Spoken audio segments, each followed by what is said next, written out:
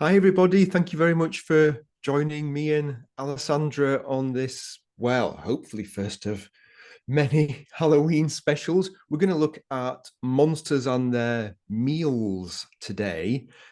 We're going to talk a little bit, I suppose, about what even a monster is before we start talking about what they ate. But hi, Ali. Are you doing okay? Hi, Neil. Hi, everyone. It's so great to be here. And happy Halloween. And this is a great Mm, night to talk about monsters, isn't it? yes, of course. Sorry, yeah. Happy Halloween. I forgot to mention that. It's So, more important than Christmas for me. So, yeah, Goth Christmas, right? yes. We were going to talk about, yes, what even is a monster to start with? You said the best kind of line in the sense that we can talk about food and monsters, but what is a monster? We might have different ideas of what a monster is. And I know that I was influenced very much by what I read as a child. And I remember I had a friend once who told me that she was terrified by the Struwwelpeter. And do you know the Oh, Struwwelpeter? yes, I flipping do. It's absolutely terrifying. I feel It's one like of the that particular, it's one yeah. of the most terrifying monsters ever created, and it's for children.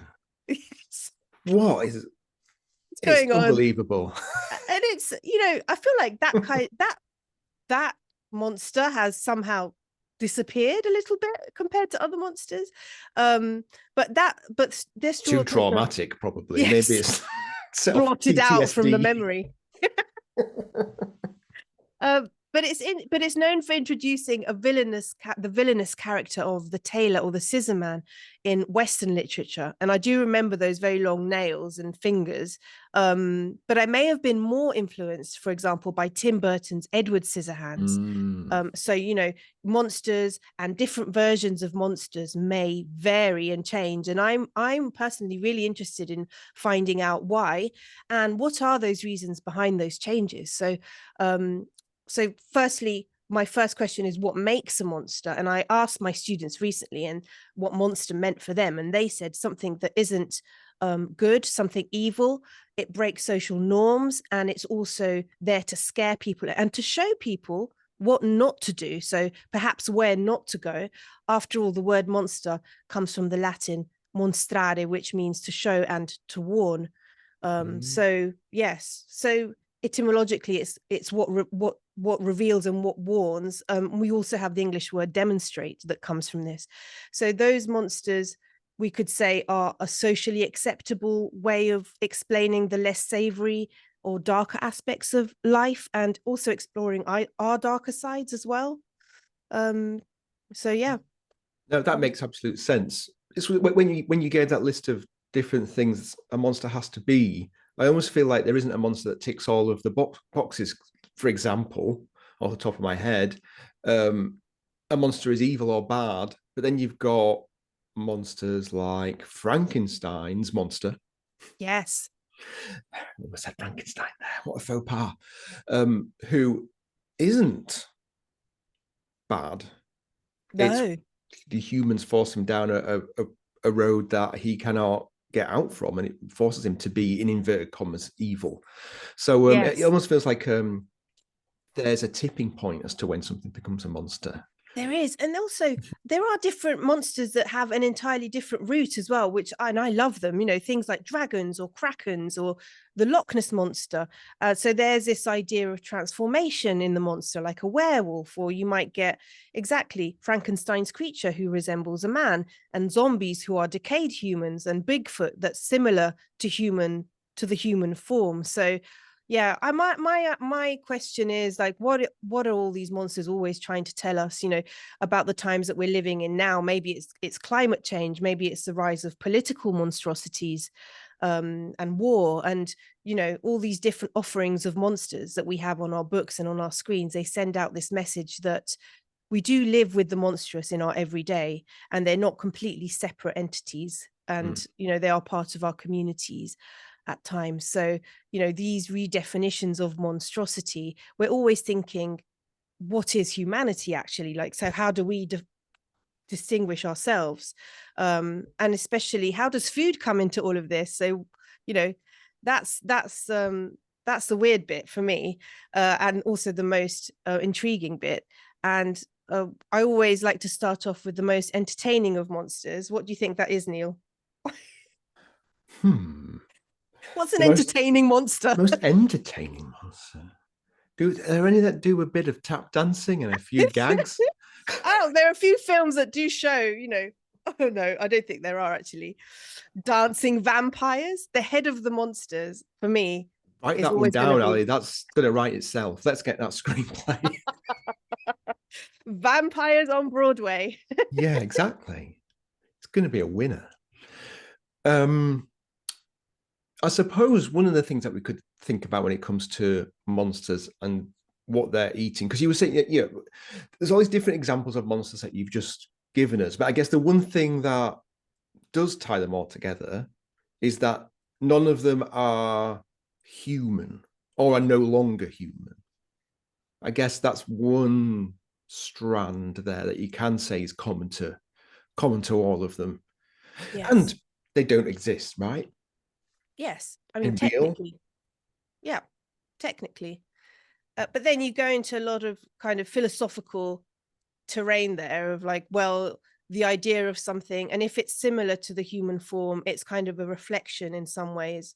And especially when it comes to food, the fact that they abstain from food is an indicator to us that they aren't human, because humans need to eat. So I go into this into kind of a whole chapter of a Gothic cookbook, of course, that's recently come out, when it talks about Dracula and Jonathan Harker going to Dracula's castle and his relationship with food, and then the impact on him when he realized that Dracula doesn't eat much. He starts understanding that there's something not quite right.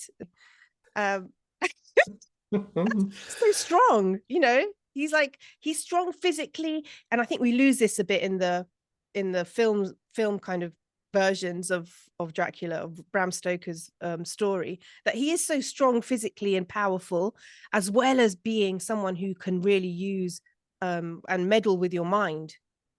Well, they're known for it, those vampires, aren't they? I suppose, meddling with your mind. That is true. Absolutely. I think I had my Yes. mind meddled there. It's obviously a vampire tuning in. Well, it's Halloween night, so Chances are high. There's one of the things that's really interesting about Dracula is there's two different kinds of eating going on. yes. And you were talking about, Jonathan Harker at the castle. He's eating all this food that's being put out for him and drink. And then Dracula he's kind of asking, why aren't you joining me? And he's like, oh, no, I get a bit of tummy ache if I eat after 8 o'clock or whatever excuse he gives. But it says that he never doesn't even drink wine. That's the famous line, right? Yes, that's a famous film line. It's not in the book. Oh, okay. Yes. And so Dracula avoids all human food, like human-like food altogether, just to emphasize that he's different. And this line in the film contrasts with the hospitality that Jonathan Harker is expecting at the table. Let's not forget that Jonathan, poor guy, he is on a journey, he's doing a job really, and on his travels he's noting all the different things that he's eating for his beloved Mina, and he's very sweet, and he's kind of writing in his notebook recipe, note this, and making kind of a note of the ingredients as well, and enjoying the food. And little does he know that he will progressively be eating less and less as he gets to the castle. And so when he gets there, there is a big flourish of silverware, and Dracula knows how to impress him, but only, only kind of on the surface. He doesn't sit down and eat with him. And so, I mean, Jonathan Harker doesn't notice in the beginning, but then he starts noticing the next day and the day after. And he says, when I went into the dining room, breakfast was prepared, but I could not find the Count anywhere. So I breakfasted alone. It is strange that as yet I have not seen the Count eat or drink. He must be a very peculiar man. So that's going into already we're very at the very beginning. And it's important, the fact that he doesn't partake in meals because it is strange, you know. It's the Mm. first thing we do to bond, and when we want to get to know someone, or as a sign of hospitality. Such an Certainly. English thing, isn't it, to maybe write it in a journal but never dare bring it up. Like No. how far will you let the eccentricities of someone go before you have to say something? Yes, before And it in this becomes case, never. unacceptable. Yeah. Yeah, before it becomes unacceptable. And I think he's a little bit wowed also by his surroundings and the importance. Dracula is a learned man, and you can tell that he speaks different languages, so he's got a lot going for him. But the fact that he doesn't eat food is something that gives something else away, which is more important, and the fact that he's actually not human. And I think it's you bring up the fact of being, yes, British, and specifically, this idea of maybe formality and hospitality. But I think that's a key term when it comes to Dracula, because you get this portrayal of the vampire embodying the era's anxieties about colonialism, cultural invasion, and food becomes a symbol of all these fears. So, this is a time when Britain was at the height of its colonial expansion, with new products and cultures and foods coming, coming back. And what was other was considered to be, in some ways, the unknown and dangerous. So Dracula's arrival then in England, when he arrives, is this kind of sense of reverse colonization. And so this all takes place through food at a different level, if you want to read it that way. Maybe not as the first time you read it, but then when you start looking and noticing the food, you're like, okay, this makes sense also at that level of just There's a weird consumption. double standard, isn't there, with the British and their empire? And I think it's something that maybe exists to some degree today, that we're excited by all of this exotic food coming in from around the world, but less excited about the people Yes, of those countries. And there definitely absolutely. is, I mean, it's hard to compare your one's own country with other countries, but I feel that the British and their empire, they just wanted to kind of have power over, well, the world, really. Sounds dastardly when you put it, well, it was dastardly, let's face it. But it sounds almost Yes. comic book dastardly. Taking over Yes. the world. But that's essentially what they were doing, very much bringing ingredients in and making them British or English. Mm. E.g., the plum pudding is probably the best example of that, because Yes. it's So many spices and so many spices, dried fruits, candied peel, all taken from different places around the globe of the empire to produce something that's extremely British. No one really yes. knows what plum pudding is out of the British Isles. So I think that's interesting.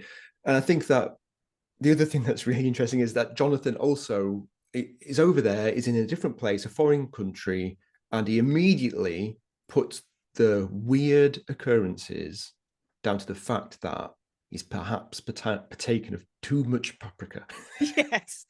An unusual spice for him. So when he starts hearing wolves and dogs howl at night, he's like, must be the spices. Gotta be. There's no other explanation. There is this, you're right, this cultural conquest coming back to haunt the colonizers. There is this Yes. underlying idea.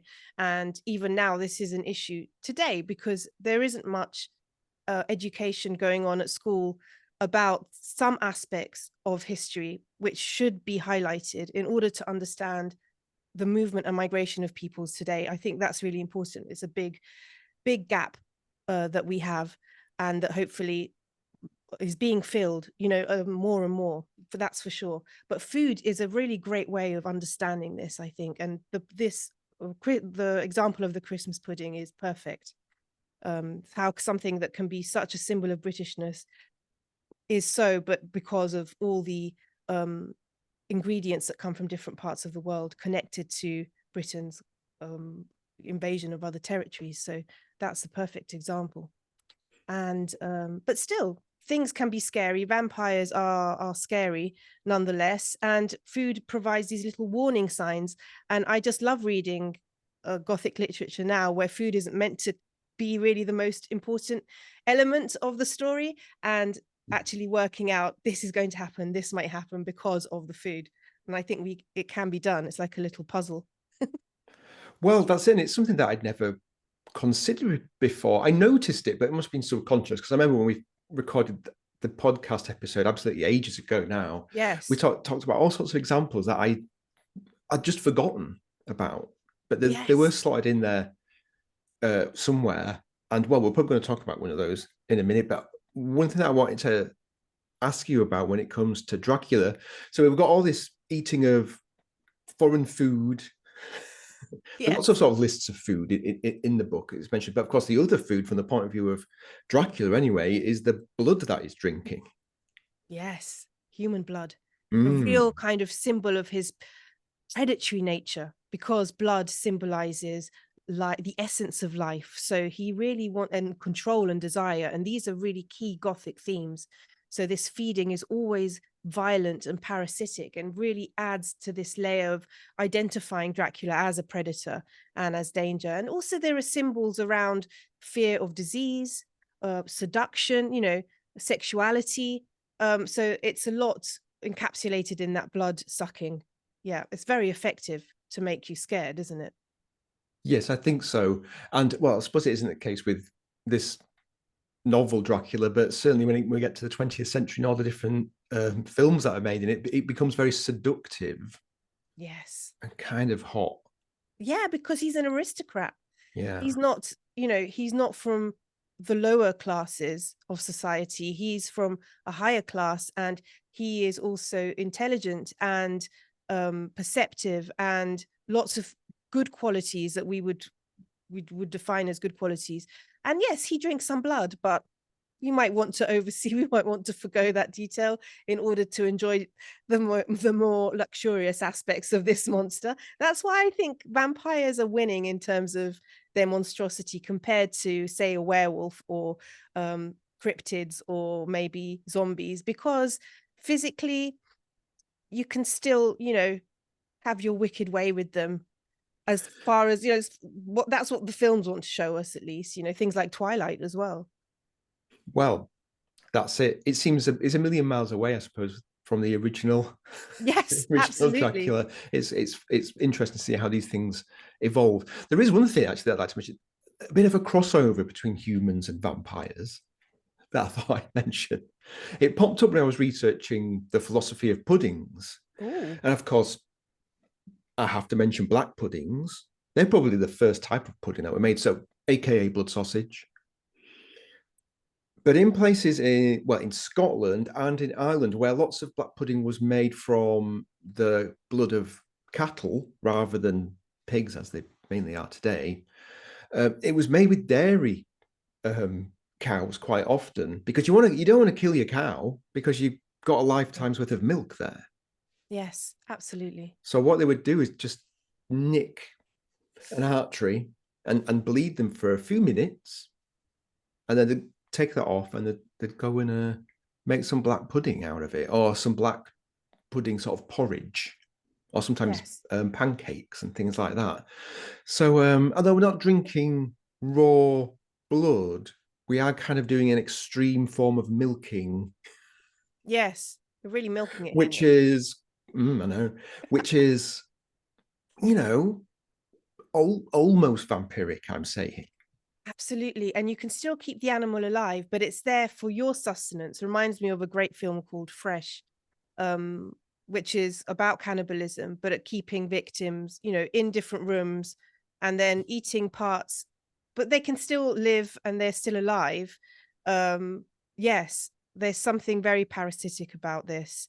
And at the same time, sensible, because this is about farming and eating and daily sustenance, and it's so far removed from how we live today that it might seem extremely weird, but maybe it isn't really Mm. that difficult to understand. It's a bit like getting eggs from a chicken. Obviously you're not, it's that idea of, right, survival on a day-to-day basis, and we don't see these things anymore, but we're so separated from all these sites of production, that I think we accept things that for us are worse because we can't see them. And I think we need to be honest about certain things. I'm not saying I would want a blood porridge, but No delicious blood porridge. I don't know. I'll try No, I anything know. once, Neil. I know what you mean. Well, some foods are, I suppose, associated with absence of food Yes. only when there's no food. You have to try and create food out of material that before was not considered food. Absolutely.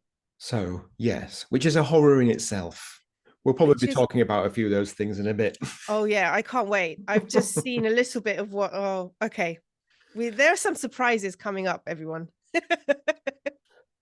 um, can we talk a little bit about Frankenstein's monster stroke creature? Yes. Because this is one of the things that we talked about a while ago. And I think for me, it really sort of crystallized the concept of the importance of food in Gothic horror. Because I definitely remember the scene because it's an important scene that we're going to talk about, I think, in Frankenstein. But I Yes. just never put two and two together from the point of view of the role the food was doing and what it was telling us. Yes. So we all know Frankenstein's story, and the important thing I think that transpires from the text is this real sense of loneliness that the monster has and that the creature has, and wanting to be accepted. So when he comes across this shepherd's hut and he sees a family gather, he's able to communicate with the oldest member, but because he's blind and he can't see that Frankenstein's creature is in fact monstrous, and so they have a relationship, and you can see through the way that they communicate that actually the wretch, as he's called, has feelings, has developed empathy, and he just wants to be accepted. And he forgoes eating meat because he feels that he's not worthy of being human because he's been shunned. And so he makes do with berries and acorns. So this is kind of central to my research because, firstly, it's interesting that to be worthy of being human, you need to eat meat. That's something that's kind of changed nowadays.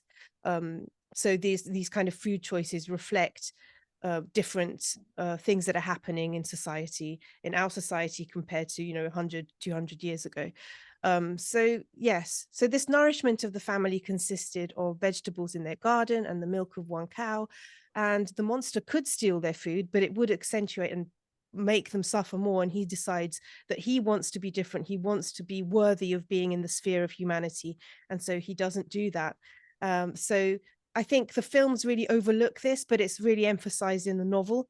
In the films, you get this big green monster with the, we've The all bolts seen, and flathead. yeah, Yeah. like nothing at all, like that is described in the novel. So it's interesting. I know No, it's one of your favorite books, isn't it, it is one of my Frankenstein? favorite books. And I put off reading it for absolutely ages because I tried to read Dracula. Yes. And between you and me, Ali, Dracula is boring, right? Can't get through it. It's that format. It's the I can't handle. epistolary Yeah, format, I isn't it? can't. The It's the letters, format. I yeah. can't get around it. But anyway, so I was put off for ages, and I read Frankenstein. I was absolutely blown away by it. I just thought it was fantastic, and it is very sad that Yes. in all of the film versions and various different adaptations for TV and whatever, the character of the monster is usually reduced to, a few words, and Yes. but his empathy is of a very high level, higher than the average person, I would say, in the Yes. book. It's not just, he just thinks like a human. He almost thinks on a higher level and is more moralistic than the average person would be. Yes. And that's Yes. totally gone. If all you've seen is a movie. I mean, Kenneth Branagh tried to address it a little bit in Mhm. the film Mary Shelley's Frankenstein. I'm not sure having Robert De Niro play Frankenstein's monster was a good choice. But anyway, we'll just draw a line under that because that's not what we're here to talk about. No, but I know what you mean. Yes. But there was an attempt at making him very human. Yes. It's very much kind of one dimensional, and it really lacks all the philosophical depth which is present in Mary Shelley's text.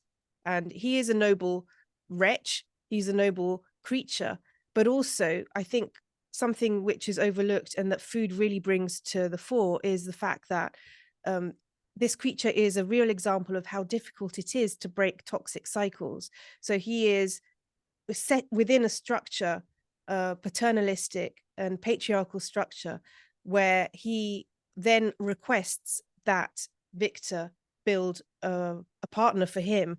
And he actually says, you must create a female for me with whom I can live in the interchange of those sympathies necessary for my being. And this alone you can do. And I demand it of you as a right which you must not refuse. So he has this demand for property in the form of a woman. And this really exposes the monstrosity of a patriarchal society. And I think this was the message that Mary Shelley was wanting to get across, where women have so little value, they're just deemed to be property.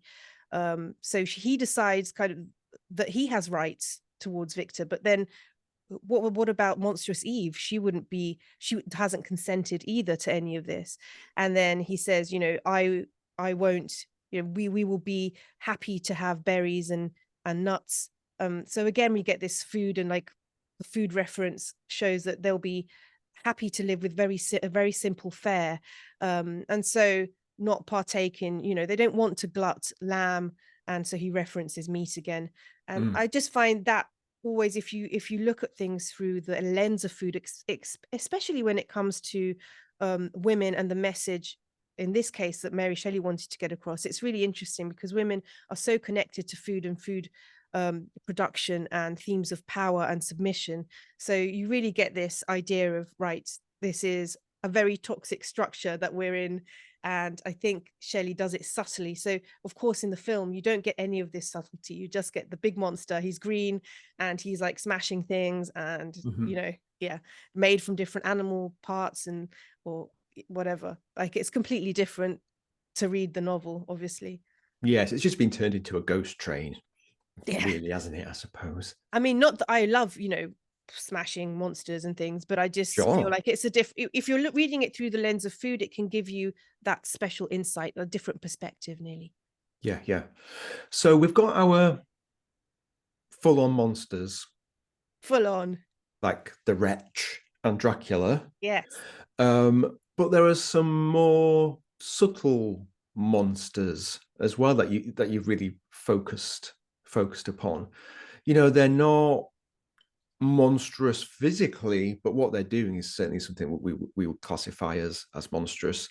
And these are much more subtle cases where it's essentially bad people, monstrous people. And I think it's often much more scary because there isn't that, several things removed from a monster that doesn't exist. Yes. It's fun to be scared by a monster that doesn't exist. It's a bit more really gutturally terrifying when it's something where it's an actual person and therefore something that could actually happen. Yes, it's closer to home, especially if it's in your home. That's the phrase I was searching for there. Thank you. Especially because they're in your home most of the time. Yes. Indeed. Yeah, absolutely. More subtle monsters that you get in, for example, Rebecca or Jane Eyre. Yeah. Where you get these men like Mr. Rochester, who is considered to be actually, a dashing hero, and everyone's rooting for him. And I think also the films contribute to this, but it's a bit kind of a gray area that we're in terms of we can understand why Jane might be attracted, but the reasons that she's attracted to someone like this is because she comes from such a harsh upbringing and is used to having so little. And she says this at one point that, it's heartbreaking, really. I mean, the first time he sees her, he calls her a witch. And then by the end, she's become his fairy. But by the end, he's also blinded and, doesn't have much to go on. And she has inherited a fortune. And something interesting, that food tells us again, she's inherited a fortune from an uncle who had colonies in Madeira. And so that's right, again, we get the link. So she's kind of standing on the bloodied inheritance of colonialism again, That's kind of overlooked, and I don't think it's often mentioned in the films ever. Well, it was ubiquitous. You know, at the time, if you Yes. were upper middle class, the chance or higher up in the hierarchy, the chances are you had at least a few shares. Yes. You know, in the sugar colonies or chocolate or tobacco or cotton. You know, anything that required slave labor or exploitation of others. It was not well. It was considered a bad thing by this point because I think there was there'd been the abolition of slavery at this point. And no, they hadn't. No, No, they it hadn't, had wasn't. they? No, and also, you know, even though, yes, the abolition of slavery, then you get indentured servitude. There's some transitions there that are a little bit celebrated at the wrong point, I feel. But you go into this actually in great detail in the Dark History of Food, sugar, sorry, and I go into this with my dark food theory. So we have a lot in common, Neil. I feel Mhm. like. And things that are sugar based are not necessarily very sweet. Actually, they're quite bitter, and there's a lot of resentment when it comes to Jane's upbringing and the way that she was, you know, brought up. Also in her school, and you get some quite pivotal scenes with cake, for example, seed cake, Hey, let's talk about seed cake. and you know, who doesn't love a nice seed cake? Well, quite a lot of people apparently. Oh no, really? Oh, Yeah, poor old seed cake. I mean, Elizabeth David certainly had a few words to say about seed cake, about how horrible and dry it was, and an example of where, you know, English food, English cookery and baking was just badly done. But it's absolutely delicious. You got to, it's something you have to take a lot of care over yes. because there's nowhere to hide making a seed cake. No, Not nowhere at at all. all. You have a seed cake in a Gothic cookbook, don't you? Do we have a seed cake in a Gothic cookbook? I wonder if Elizabeth David put olive oil in her seed cake recipe then to moisten it up. She Oh, bangs on probably. about olive oil. She does bang on about it. We have one because for me it's a perfect symbol of rebellion in this book, in the sense that when Jane, well, Miss Temple, who is the teacher overseeing a specific scene where the girls are all having their breakfast and they have burnt porridge. So Oh Miss yeah, the Temple horrible burnt says, "Oh, porridge. it's a horrible scene," It but is. she makes the headmaster very irate because she gives them bread and cheese, I think, and he goes absolutely, you know, he says, "Don't you dare do that. They have burnt porridge. They have to eat burnt porridge." Mm. And she's quite humiliated. So she then goes off into her little room, takes Jane and her friend Helen, and says, "You know, I have this piece of seed cake hidden here in my room. Will you partake?" And it's, you know, for Jane, an incredible experience because it's heavenly to have something like that, you know, a piece of cake after always having burnt porridge. But at the same time, that's where she decides she doesn't want to be like Miss Temple. She doesn't want to live this life of quiet rebellion. She wants to be independent. And I think it really Mm. forms her as a person. And again, I'm not too sure that that comes across so much in the film. And there are some excellent films, but I don't know that you always kind of get this idea of Jane being a victim. Jane is forming her character throughout the novel, and I think we see it through the food moments. I think that's my Mm. point when it comes to Well, that. one thing that really is prominent in there is abstinence of food. First of Yes. all, well, food is restricted for her in her early life, but then later she seems to Mm, abstain from it. she does. And again, we talk about these subtle monsters. Mr. Rochester has a party at home, and Jane is the governess. And her and Adele, Mr. Rochester's guard, um, you know, they're upstairs. They don't get to be part of the party. Not just that, they don't get any food.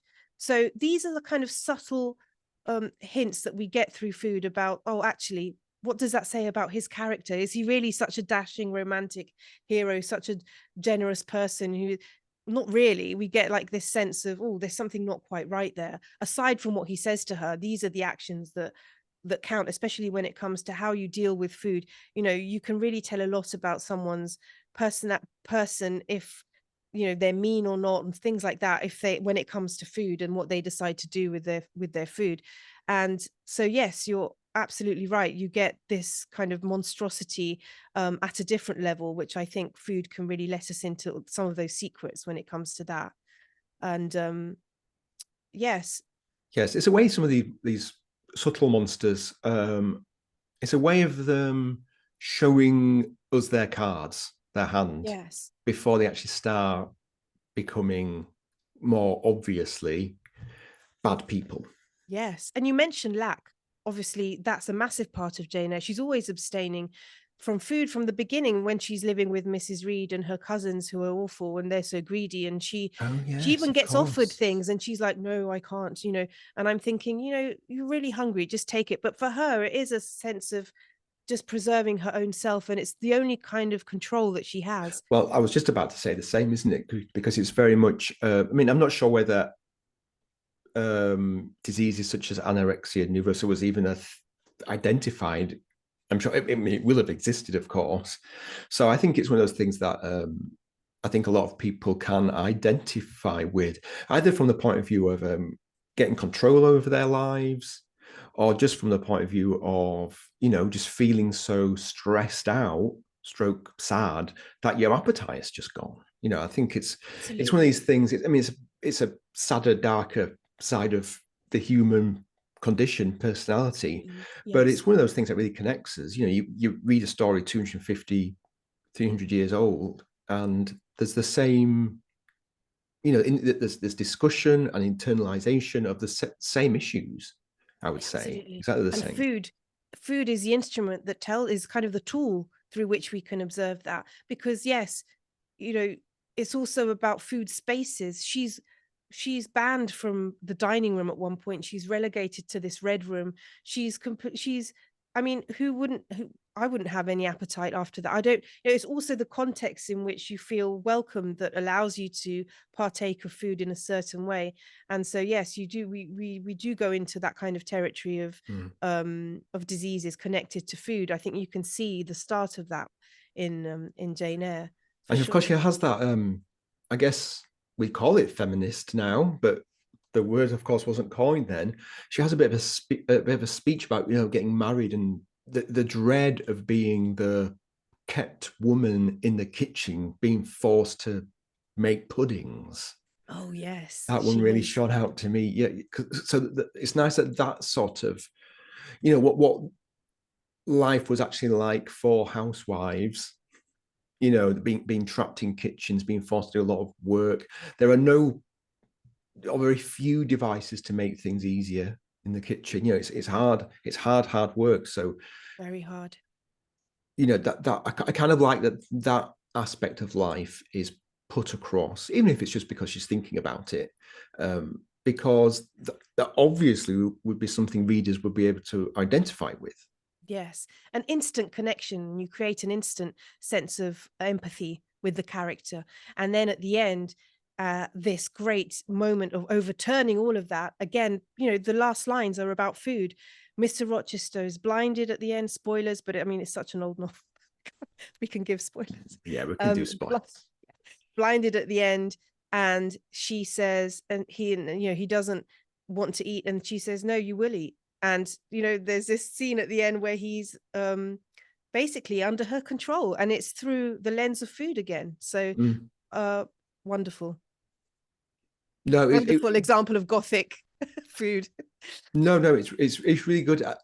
The other example that you use is Maxim de Winter Oh in yes. Rebecca, which is, I suppose, well, I'd read Jane Eyre, and in preparation for this, I'd read Rebecca because I'd never read it before, Ali. Oh, what did you think? I really, really enjoyed it. I Oh, really good. enjoyed it actually, and I felt, with food being at the forefront of my mind, or reading it with it being at the forefront of my mind, I think I got more out of the book than I would have done. I mean, I would have still enjoyed it, of course, but it really did add that extra dimension, Yes. um, right from the get go, because of course the story begins in Monte Carlo, Oh yes.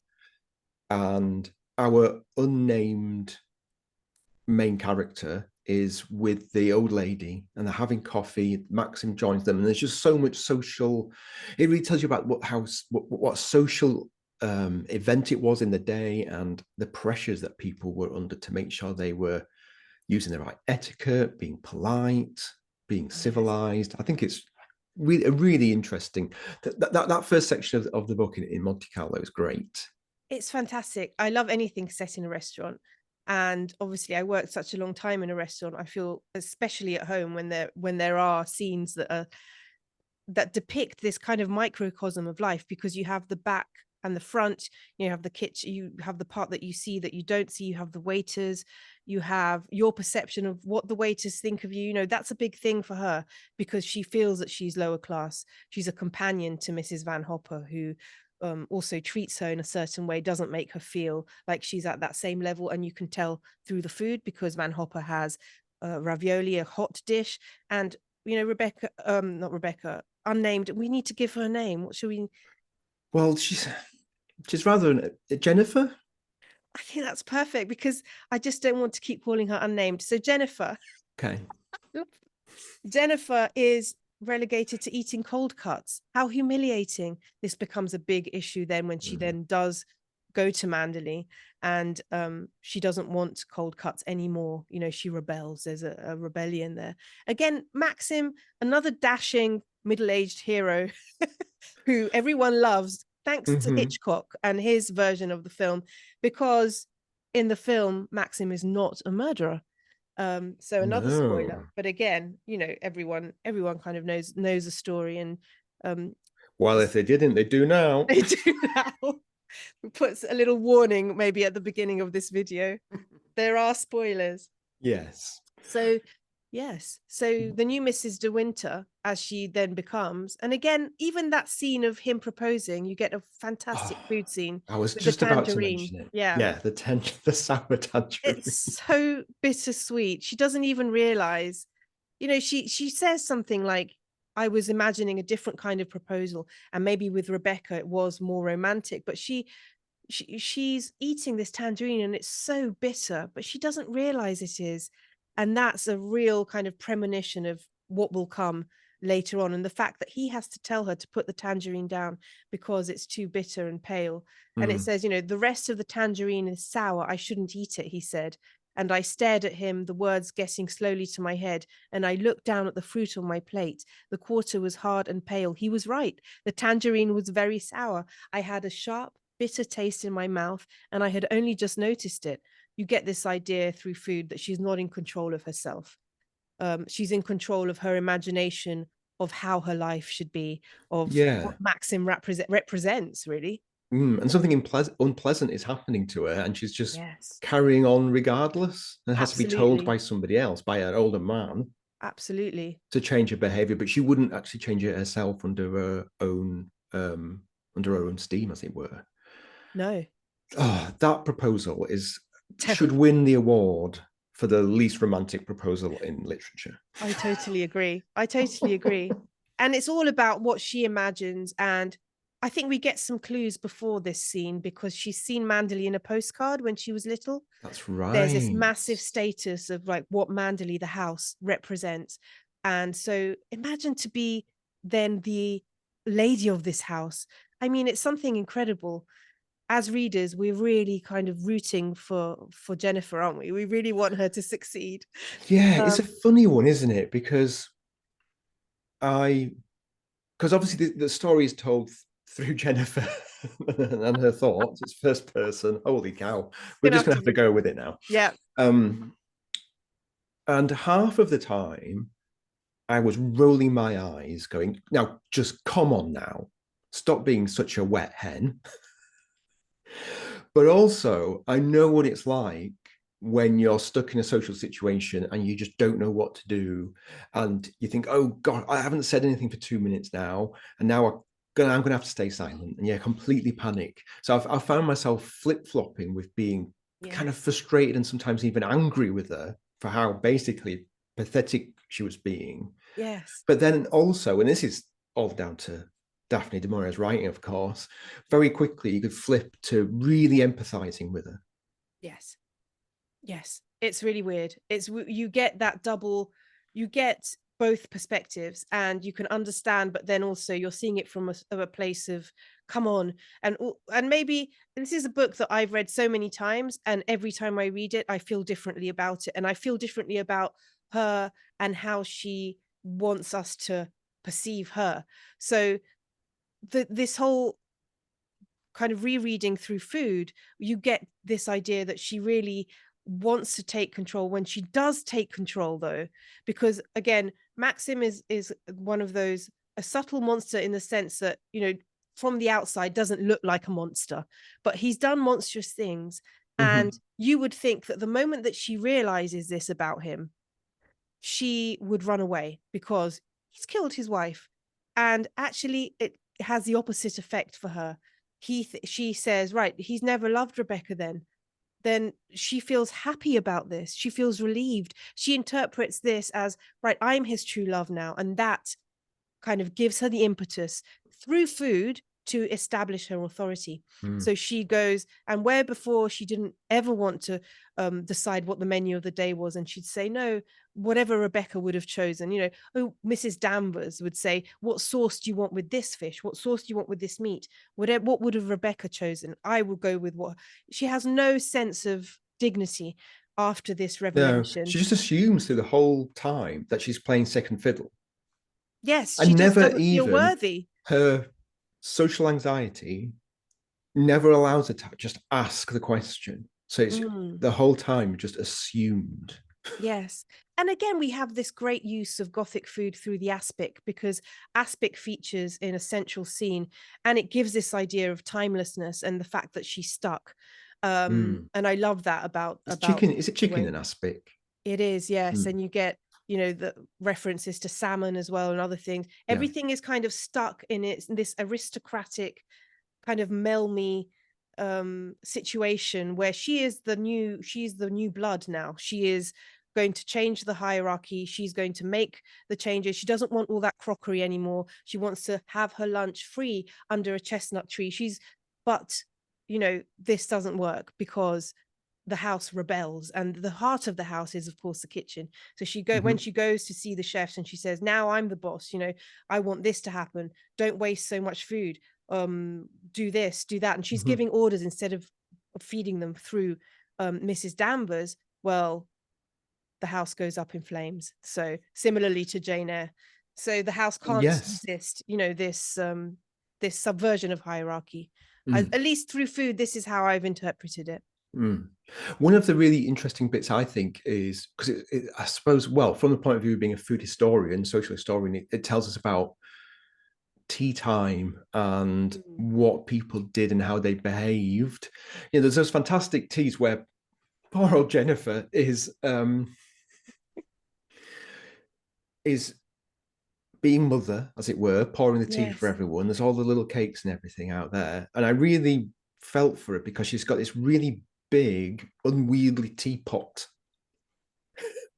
that she's trying to use. And it really did make me think, because I've been doing a lot of research into this recently, because I've been working at the Museum of Royal Worcester. Oh, yes. About tea time and table manners and how porcelain was used, you know, to show off, well, first of all, your wealth, but also how civil you were. Because things like, in the case of the teapot, but also in the case of things like teacups with the tiny little handles, where really all you can do is sort of pinch it between your thumb and forefinger, stick your pinky out. Yeah. You know, all these things are beautiful, but they're also designed to be difficult to use, which is something we don't realize, because we all use, well, not every day do we use tiny teacups maybe these days, but we all use them at some point, and we're all pretty Yes. good at using them now. But I think it's interesting that, you know, built into the design of this thing, I mean, it's meant to be nice little tea time, but it just shows you that it was actually a stressful time, a really social situation, and people were playing a social game. Oh, yes. And you were showing off, you know, can you drink your tea, you know, give it a stir and all that kind of stuff without clanking about too much, because that would be annoying. Can you also eat your cake without getting crumbs everywhere and crumbs down yourself? Can you also have perfect posture whilst you sat on your sofa or whatever? And can you make nice small talk Don't do too much small talk because that's cocky. If you do too little small talk, that's rude. So it was Yeah. just so stressful. And even in that very small tea time that's shown at Mandalay, um, where it's just people of the house having tea together, there's no visitors or anything. No, It's still a time of stress, especially for women, of course. I mean, absolutely. there's very much a gender divide when it comes to these things. Yes, definitely. And it's always at 4:30, and she absolutely despises that time of the day.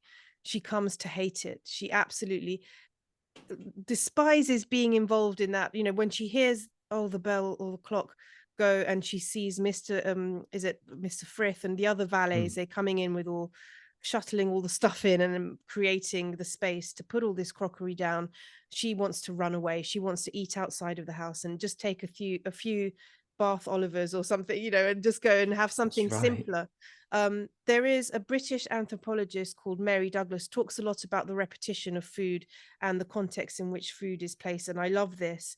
It's just occurred to me now, as you were saying, the fact, obviously, from working at the museum, you've seen how small the handles are. You see, I haven't really had an experience of picking up, of being able to touch that. But I imagine that through practice and through repetition of those same social contexts, in a way, you're proving whether you're worthy to be at that level and have those teas. And for Jennifer coming from the Yeah. outside, she's a big clunky old mess, compared to that. And she feels that keenly through the crockery, through the food, through all of this presentation, I think. Yeah, Yeah. that's really interesting. Yeah. And it's something that I really identified with because as somebody who's fairly shy and slightly socially awkward, going to things like conferences on your own. It's Mm. just that awful thing where it's like I've got to go out there, hand out ready to shake hands and make lots of eye contact. Because if I don't do it in the first 10 seconds, it's not happening at all. Yes, yes, yes. So I really kind of felt for those are the situations where I really felt for her. Yes. No, absolutely. She feels like, I think that's why also she retreats into her own imagination, and it's her refuge. So she kind of wants to run away to a different place. Mm. Where she realizes there's some great scenes also with the dogs, for example. The dogs are in the same positions all the time. She's just noticing that things repeat themselves, and she is just a different woman in the same armchair that Rebecca used to sit in. And she can tell because the dog is waiting there for crumbs to fall from her sandwich Mm. or from her crumpets or from something that she's eating. And she says, this is just like I'm a different piece in the same scene. And she starts to feel that even though Manderley was this place that she was aspiring to, um, she doesn't like to be in that position actually. And we really Yeah. see that through food. So I absolutely love that. No, it's absolutely fascinating, I have to say. But you're going to tell us some really strange things now because we're going into that part of the talk that is about food that's a little bit stranger than fiction and it's real. So, Well, that's the thing. The real weird stuff is people is what real people were actually really eating. I mean, that is the weird stuff. Because we do eat brains. Zombies eat brains. We eat brains. Well, not so much these days, but we have eaten them in the past. We have eaten eyes in the past. I found the odd recipe, yeah. even in England, where maybe you wouldn't imagine those kind of dishes, but I found them. It's amazing what you find when you're looking, and various other bits of offal and odd bits and things like that. I mean, I try to be a nose to tail eater. I'm always banging on about not wasting any of the animal, and I must admit, you look at these recipes from our past and English food. We were talking about this a little bit before, weren't we? Yeah, English food is such a bad rep unfortunately, these days. But it used to be some of the best food in the world, and it still can be if cooked properly. So you look at these old recipes and you go, "Oh, this just looks disgusting." Most of the time, it's delicious. And Yes. the problem that the only problem there was your own problem with the food because the food's good. You wouldn't do. What am I trying to say? If you went to another country, if you went to actual Transylvania, there was no way you would. they're going, this food's awful, foreign. Well, some English people probably would, but you know what I mean. Most people would just be like, no, I'm just going to, when in Rome, do as the Romans do, and we should take that exact same rule with food from our past. The past is a foreign country and all that, as they say. But all of that said, but Neil, there is one thing you're going to talk. Well, I don't know. I mean, there's an umbilical cord pie. So where do we draw the line? Well, that's it. So I did find an umbilical cord pie, and it's funny. It's so unexpected because you think, oh, people might eat spleens and tripe and stomachs and intestines. You'd never think of a umbilical cord. No. So strange. And I'm going to say no to that. You're going to say no to that? No, thank you. Well, I think I would probably say no to that as well, to be fair. I've got it's just a little bit, I'm finding it more and more difficult to remember facts. I'm careering towards my 50th, so I can't remember things. I have to have everything written down. So this is from Need. This is just a little bit from Need to Know. I got a little section on weird pies. I got a bit obsessed with weird pies, actually. I mean, this is just the tip of the iceberg. But yes, there's a muggety pie, and it's a name of a pie that gets thrown around quite a lot that has offal in it. But the original muggety pie was specifically umbilical cord, and it was the umbilical cord of a newly born calf. So it wasn't cannibalism, folks. Don't worry, it's not that gross. And it was cut into short pieces and cooked for a long time, long, slow cooking. I suppose it might be a little bit like beef tendon in Asia. It's extremely tough, but with long, slow cooking, it becomes unctuous. Yeah, so simmered for hours, it becomes very gelatinous and squidgy, and then it's baked in a pie with a bit of parsley or whatever herbs people had around. And yes, it's a bit gross.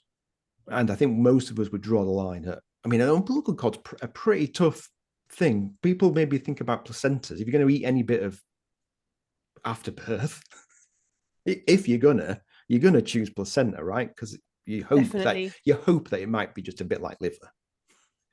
But there's nothing you can compare with umbilical cord. It is unusual. It was the first time I heard of it when you told me. So, well, it's just so weird. But I think this isn't food that people are eating at grand tables. This isn't a recipe that you get from a cookery book from, I don't know, like Robert May or Sir Kenelm Digby, who's, just rich beyond our wildest dreams and eating whatever they like. This is real food of poverty. And it's obviously people rearing calves for meat and or dairy. It'll probably be both, but because it's quite a few hundred years ago before we started, breeding cows for different jobs. Yeah. So you don't actually kill any of the cows because you want to sell them on and make loads of money. So it's like, well, this is wasted protein otherwise. And the fact that it's actually made palatable is amazing, really. It just shows you, how resourceful people can be when it's pretty miserable looking at it now. And of course, as soon as they didn't have to make umbilical cord pie, they stopped making it. So they probably didn't enjoy it that much. It was a necessity, wasn't it, really? It was an absolute necessity. A penny saved is a penny earned and all that. And, if you're not making many pennies, as, farmers were, in the English, depths of the countryside, then I suppose it ends up being a Hobson's choice. Yeah. It's the only thing that you can do. And you don't want to be throwing all that sort of essentially good food away. It's all amino acids in the end. The scientist in you is approving, but I know that deep down you wouldn't eat it, Neil. You're not fooling me. Would I eat it? I'd give it. I think I would give it a go. Hey, I mean, okay. I gave andouillette sausage a go that time. Tell me more about andouillette. What is this all about? Well, again, like I was saying, I bang on about nose to tail eating, and it was a rare state of hubris. I was at Aix-en-Provence with my partner, and I saw andouillette, and I was like, oh, right, film me eating this andouillette because it's a sausage. It's a tripe sausage, basically. But in Britain, anyway, tripe is very sort of bleached and cleaned and white, or almost white.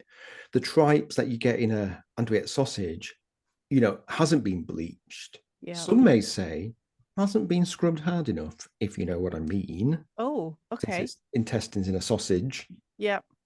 But anyway, I said, I'll get my reaction on camera so I can say how delicious this kind of food is. Well, I was wrong. Oh, really? Oh no. Oh, there is a video somewhere on Twitter somewhere that shows me internalizing, trying not to throw up or spit Was it it out. bitter? What was it? What was it like? It was like eating a poo. Oh, really? Yeah. Okay. And I had those little wobbly bits inside when you took a bite. It wasn't good. Oh, the texture is important of things as well, I think. And I had to have a clove of garlic to take the taste away. This is all very vampiric. But Oh, it talking is, of isn't blood, it? because you also mention, I think in your book, there's some blood and kind of that you can thicken things with blood, or that it was used to thicken things. Yeah. So yeah, going back to what we were talking about right at the beginning about Dracula and drinking blood, because we eat blood quite a lot. We have done a lot in the past, but black pudding, stroke blood sausage is the infamous one, which I'm a big fan of. I'm a really big fan of, actually.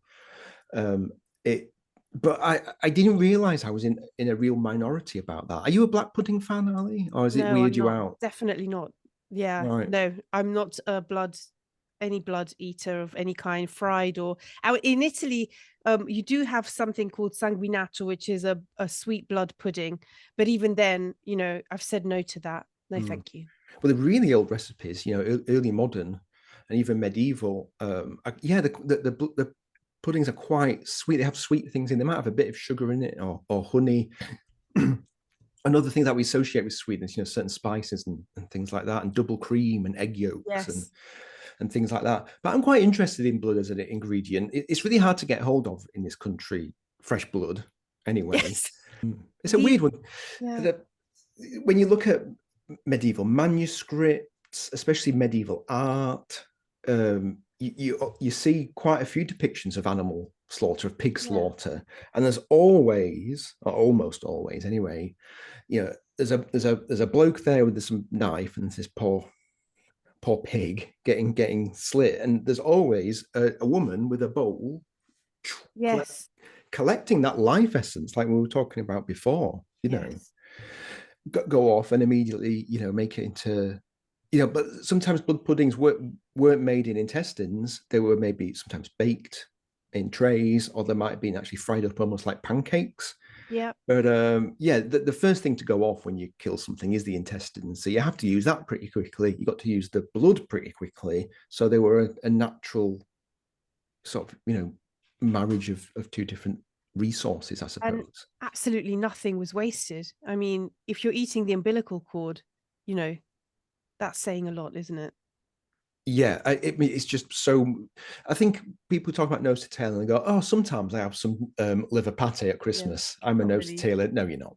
No, We no, don't it's know not, we're born. no, it's a completely different you know, um idea. And you even ate, is it snipe, the one that you cook it and the intestine comes out? Yeah, Yeah. yeah, That's woodcock and quite unusual snipe. as well, Neil.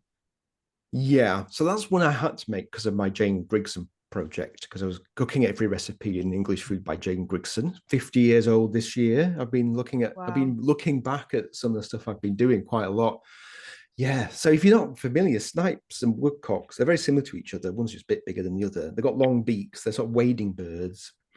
And when they fly off, they defecate every time they fly off. So if you shoot one, they're very difficult to shoot. That's why sniper guns were invented, to kill snipe, because they're so Oh, difficult, like super, precision, aim on it and stuff. to Anyway, get it. Yeah. so yeah, you can be pretty sure that when you took into your little birdie, there's no poo or anything there, so you can actually eat it completely whole. So all that's done really is that the feathers are taken off the breast, and the eyes are put out. It's poor little eyes, and then it's roasted on a piece of fried bread, and it roasts in about 12 minutes or something, because it's not that much bigger than a sparrow, really. And when you take it out, you take the little bird off the toast, and you get a little teaspoon, and you scoop out all of its intestines and its heart and its lungs and everything, and you spread it on the fried bread it was sat on. I thought you were going to throw it away. You actually, oh, that's the bit you eat. Actually, a little starter. Okay. And I remember me and my friends, invited friends round, going, "Okay, we've got an extreme one tonight from the Grigson book," and it was like, "I'm a celebrity, get me out of here." We're all stood around this bit of fried bread. And did your friends eat it? Would they We eat ate it. It Oh was my God. one of the most delicious things I've Oh, ever was eaten. it? Okay. Yes.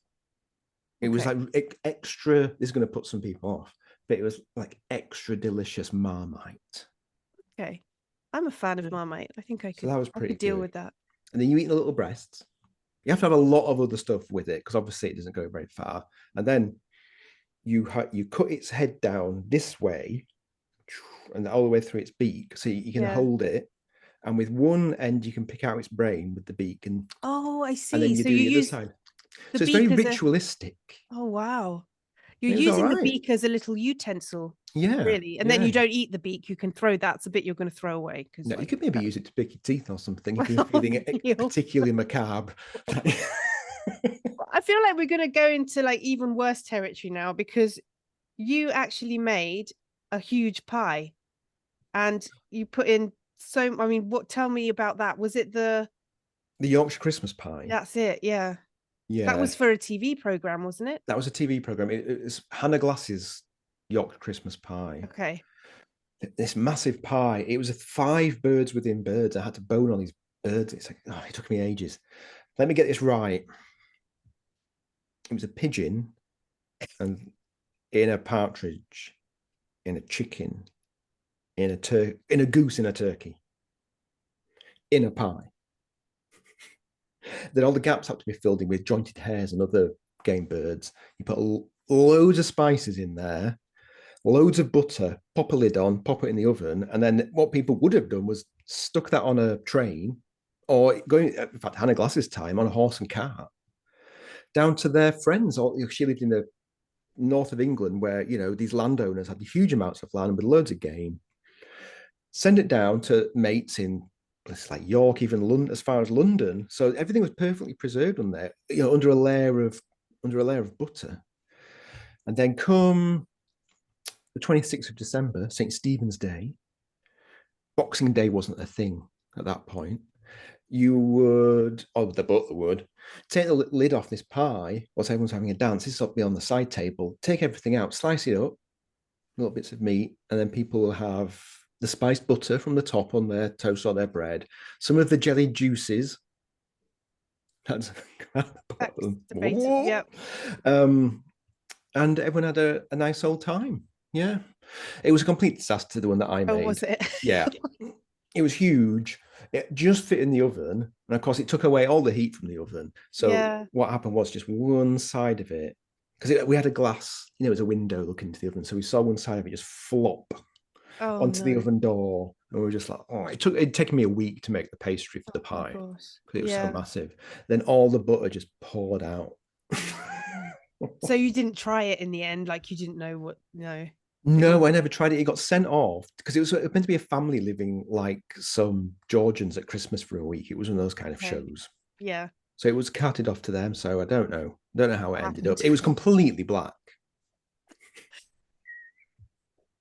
Well, I didn't see that on TV, so maybe it was cut. It was cut out. So that's why. That's why you didn't see it.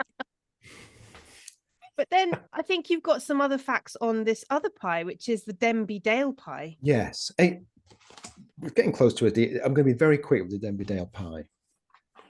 Because what I like about this is it was just posh people who got to eat these great big game pies. But the people of Denby Dale in West Yorkshire, close to where I'm originally from, had this great idea. They baked a pie, a nice game pie, to celebrate George III recovering from his madness, which is nice. That's nice of them. Yeah. They'd obviously had quite a few pints at the pub, the White Hart pub, I think it was.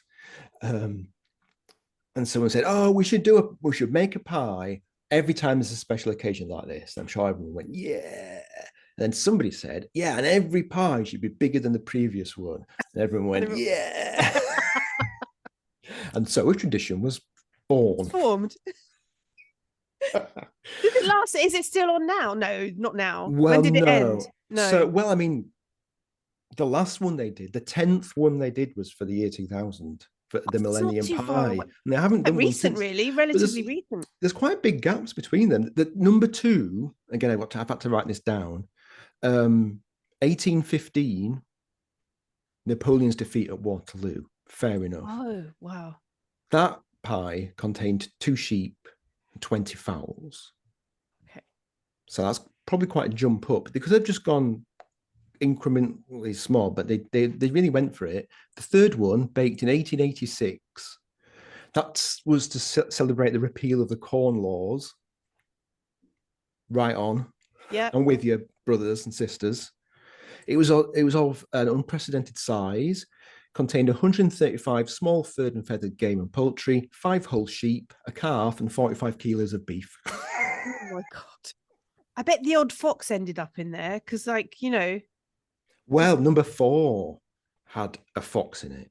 Oh, did it? Yes, Queen Victoria's Golden Jubilee. Oh no. Was The that a mistake though? That must have been a mistake. Yeah, it weighed 1.5 tons. And when the mayor went to open it, the foul stench of putrefied meat filled the air. Yes, overhung game, and it was rumored that there was a dead fox in that one. Obviously it was inedible, but I kind of like that the people of Denberdale didn't accept that it was just going to be a failure. They put it on a hearse, horse and cart hearse. It went through the town, had a proper sort of funeral. People stood and saw it off. It was buried outside of the town limits under some lime because it was going to be pretty stinky. And they even published little commemorative funeral cards. Oh. It was a real funeral. Oh. So yes, and the 10th one, I mean, it was so big it had to be designed by the local university's School of Engineering or something stupid. I won't tell you them all, but yeah, these are when I was writing the need to know book. Just you think you know what a book's going to be when you start writing it, and then you find all this other stuff you didn't know about. And you're like, oh my God, a Denberdale pie. Yeah. This is and crazy. It becomes like the backbone of it, really, because those facts are the interesting ones. It's like the strange things that people do, and where even to find an oven big enough to like fit a 1.5 ton pie. I mean, that's amazing. Well, that's it. People were very dependent on rich people with their big ovens, Yeah. just boring social, history element to it. Yeah, people were dependent. We weren't getting this food unless rich people were going to sort of, philanthropists and people like that. So billionaires could, take some, lessons from these old philanthropists from the 18th and 19th centuries. It's easy for you to say. Yeah. No one's doing that. They're just building stupid shuttles. Yeah. No, things have changed, I think, in that sense. But I don't know if those pies were a little bit maybe over the top, but it's a better idea than some of the stuff that happens nowadays, I guess. Well, yeah. Imagine that how big the pie Elon Musk could bake with his billions. It'd be literally a pie in the sky if it were up to him. I really would. On that note, no, I think it's coming to the end of we've totally overrun because we've been yakking so much. Sorry. I'm gonna have a little look at the messages. If anyone has any questions. If anybody's got any questions, I mean,